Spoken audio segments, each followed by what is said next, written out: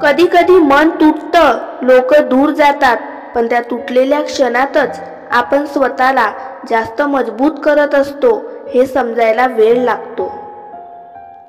आयुष्याची खरी सुंदरता त्यातल्या सोप्या क्षणात दडलेली असते. एक प्रेमळ स्पर्श, एक मनापासून दिलेलं हास्य आणि एक खरं नातं. काही लोक आपल्याला भेटतात ते आयुष्य शिकवण्यासाठी नव्हे, तर आपली ओळख आपल्याला करून द्यायला. ते सोडून गेले की आपण खरंच कोण आहोत ते कळतं. माणसाच्या चेहऱ्यावरचा हसरा भाव खूप काही लपवतो, पण डोळ्यातल्या शांत पाण्यात मात्र त्याच्या वेदना दिसतात. खरं नातं तेच जे वादळ आल्यावरही सोडून जात नाही, उलट घट्ट धरून ठेवतं.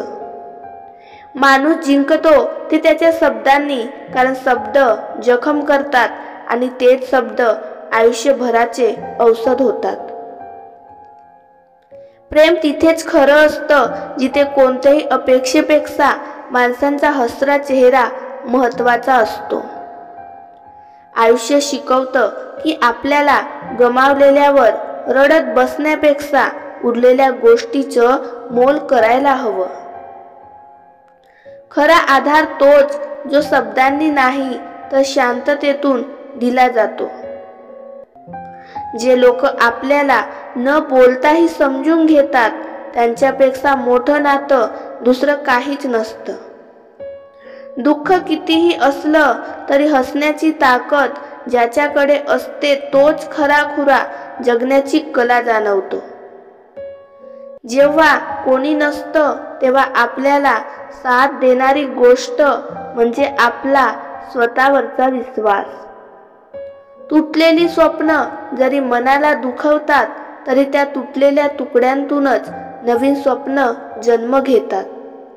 आयुष्य कधीच परिपूर्ण नसतं, पण आपण ते स्वीकारायला शिकलो की ते अधिक सुंदर होतं.